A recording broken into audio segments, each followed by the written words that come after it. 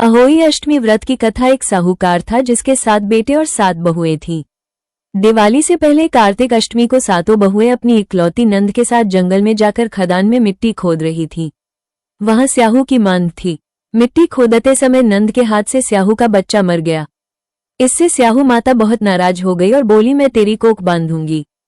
तब नंद अपनी सातों भाभियों से बोली, तुम में से कोई अपनी कोख बंधवा लो।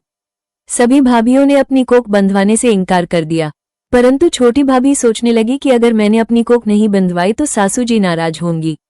ये सोचकर नंद के बदले में छोटी भाभी ने अपनी कोख बंधवा ली। अब इसके बाद उसको जो बच्चा होता वो 7 दिन का होकर मर जाता। पर पूछा, मेरी संतान 7वें दिन क्यों मर जाती है? तब पंडित ने कहा, तुम सुरही गाय की सेवा करो। सुरही गाय स्याहू माता की भायली है, वो तेरी कोख खुलवा देगी, तब तेरा बच्चा जिएगा। अब वो बहुत जल्दी उठकर चुपचाप सुरही गाय के नीचे साफ सफाई कराती। सुरही गाय ने सोचा, रोज उठकर कौन मेरी सेवा कर रहा है, सो आज देखूंगी। गौ माता खूब सवेरे उठी, देखती है कि साहूकार के बेटे की बहू उसके नीचे साफ सफाई कर रही है। गौ माता उससे बोली, क्या मांगती है? साहूकार की बहू बोली, स्याहू माता तुम्हारी भायली है और उसने मेरी कोख बांध रखी है, सो मेरी कोख खुलवा दो। गौ माता ने कहा, अच्छा ठीक है। अब तो गौ माता समुद्र पार साहूकार की बहू को अपनी भायली के पास लेकर चल पड़ी। रास्ते में कड़ी धूप थी, सो वो दोनों एक पेड़ के नीचे बैठ गई। थोड़ी देर में एक सांप आया। उसी पेड़ पर गरुड़ पंखनी का एक बच्चा था।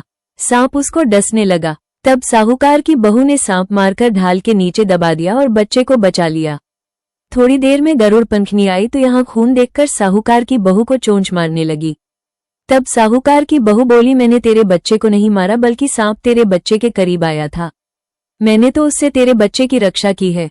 ये सुनकर गरुड़ पंखनी बोली, मांग तू क्या मांगती है?